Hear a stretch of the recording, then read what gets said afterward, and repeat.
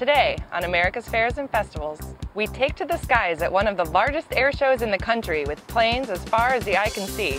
Then we jump on a different set of wings at the Fairy Festival, where mythological creatures come to life in mischievous and colorful ways. Every week, millions of Americans venture out looking for something fun to do. That's where I come in. I travel the country looking for that perfect venue to hit the spot, to learn a little, or maybe just to have the perfect funnel cake. I'm Jessica Therian. Join me as I visit America's Fairs and Festivals.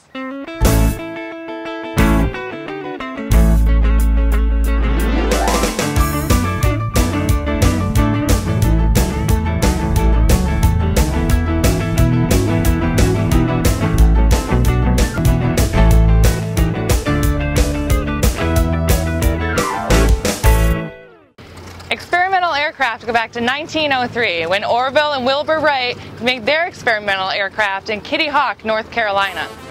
That pioneer spirit is thriving in these modern-day inventors creating their own airworthy aircraft.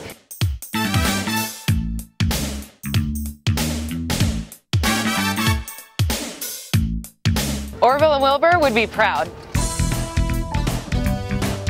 If you like fast aircraft or slow, antique or new, ultra-light or ultra-heavy, then the Copper State Fly-In is where you want to be. Everything that flies gathers at 4 main air shows across the country. While Copper State is not the largest air show nationally, it holds a special place for aviation enthusiasts. This is the 4th largest event of this type in the United States. Oshkosh, of course, is the largest in Oshkosh, Wisconsin. That's the end of July. The second one is Lakeland, Florida, and it's in the spring. The third is Arlington, Washington, which is in the summer. We're the 4th, but with this turnout today, we may be 3rd. So it's in the last weekend in October? It'll be the last full weekend in October, Thursday through Sunday. All right, great. And how many planes fly in? Again, that varies with weather, but we have somewhere between 450 and 750. And I think today is probably the largest number of airplanes we've ever had here, because they just doubled the ramp size 2 years ago, and it is full. How many different sections do you have? What are the different areas for it? We have several judging categories, but you can see everything here from ultralights to warbirds, antiques, classics. The bulk of our airplanes are experimentals. We're kind of known as the largest experimental show. We didn't plan it that way. There's just a lot of home builders around here, and they show up with their airplanes. So that means that these people actually, do they buy kits or do they start from scratch? You can do either one. In 25 years ago, you didn't have a choice. You bought some plans and you bought some wood and metal and you built it.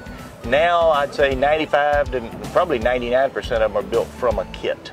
How many vendors are here? I see there's a vendor tent. Yes, we have a 150 foot big top tent, and we have anywhere from 80 to 125 exhibitors, again depending on the year. Every major manufacturer that has a kit airplane or a light sport airplane is here. That's our bread and butter is these people here selling kits to the people that show up.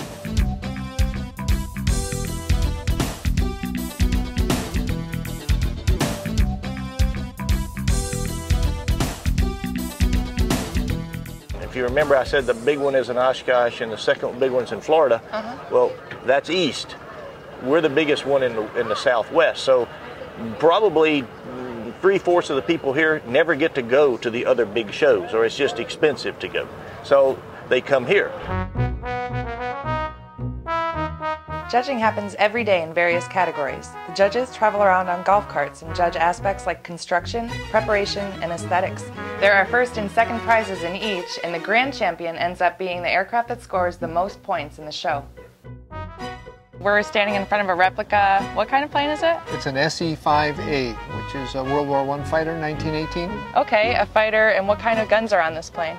Well, we have a Maxim in the cowling here, which fires through the propeller. Okay. And then we have the Lewis gun up on top here, which fires over the propeller and can be raised to shoot upward, like if you were underneath an aircraft, then you could get them from behind and below, because they can't see you when you're in that position.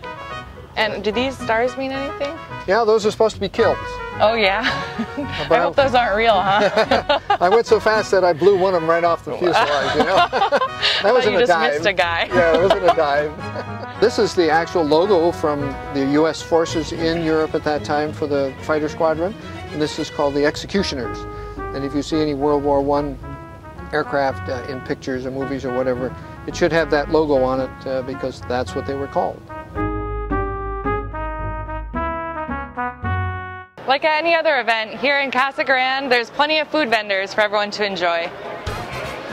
The fare is typical. Hot dogs, burgers, fry bread, and kettle corn are readily available to satisfy your hunger.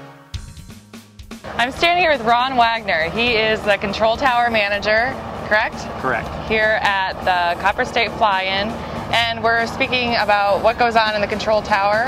How many people are up there? Right now we have about 4 to 5 people up there with 3 operational positions. One is actually working the ground function. Second person would be working the arrival function into the airport. And we have a tower function. And we might have a spotter for that tower function. And what is the tower function? Tower function operates the runways. Okay. All of you people up there are all volunteers here, correct? That is correct. Okay. We're all employed by the FAA, but yet we all volunteer to come down and participate in this event. And why do you have to be with the FAA to volunteer? As a liability insurance. So here in this airfield, we have ultralights, we have bombers, all kinds of airplanes. Is there anything different about getting them in and the pattern that they come in on? No, sometimes you have to exercise a little bit of improvisation. You might widen some out for downwind because they're faster. You tighten up a downwind for the slower aircraft and try and tuck them in close to the runway.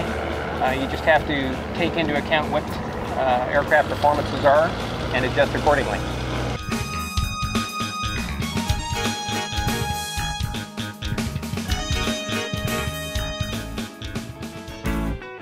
After the break, we're back on the runway at Copper State. Don't fly away. I'm Jessica Therian. You're watching the pilot episode of America's Fairs and Festivals. For more information about the show or to tell us about an event, visit our website. Everything you need is there.